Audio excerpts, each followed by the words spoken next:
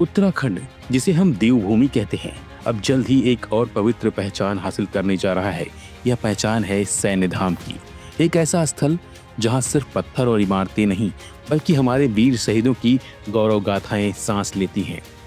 जरा कल्पना कीजिए, एक ऐसी जगह जहां पहाड़ों की गोद में शांत वादियों के बीच हवा में राष्ट्र प्रेम की एक अलग सुगंध खुली हो, जहां हर कदम, हर दृष्टि आपको उन वीरों की याद दिलाए जिन्होंने हमें सुरक्षित रखने के लिए अपनी जिंदगी की सबसे बड़ी कुर्बानी दे दी।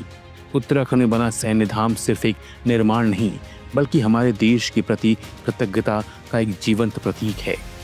इस धाम को केवल देखने के लिए नहीं, बल्कि अनुभव करने के लिए बनाया गया है।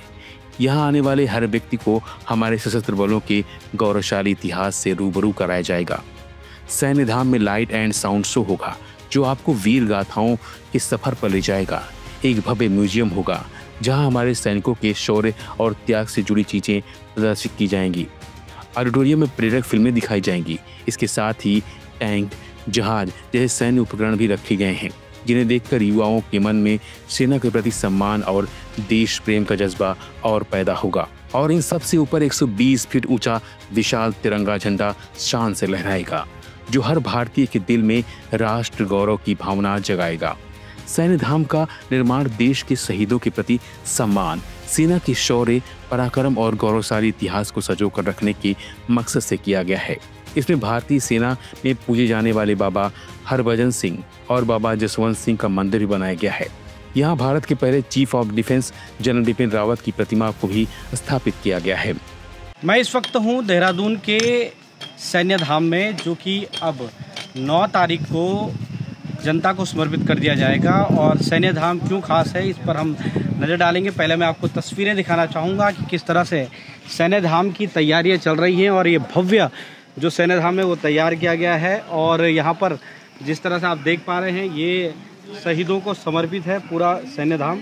और यहाँ पर 1734 जो बलिदानी हैं, उनके घर की आंगन की मिट्टी और उन प्रदेश की जो 28 पवित्र नदियाँ हैं, उनके जल को इस अमर जवान ज्योति के मुख्य स्तंभ में रखा गया है, उनको प्रतिस्थापित किया गया है। और यहाँ पर light, sound show, museum, auditorium, tank, जहाज और 120 फीट ऊंचे तिरंगे झंडे के साथ ही सैन्य अन्य उपकरण भी रखे गए हैं। जय जवान जय किसान के नारे को चरितार्थ करता यह सैन्य धाम हमें अपने सैनिकों के प्रति अटूट कृतज्ञता व्यक्त करने का एक अनूठा माध्यम है। यह हमें सिखाएगा कि देश प्रेम से बड़ा कोई धर्म नहीं है। हमें अपने वीर सपूतों पर गर्व है। यह धाम उनके गौरव को हमेशा जीवंत रखेगा। Subscribe to One India and never miss an update.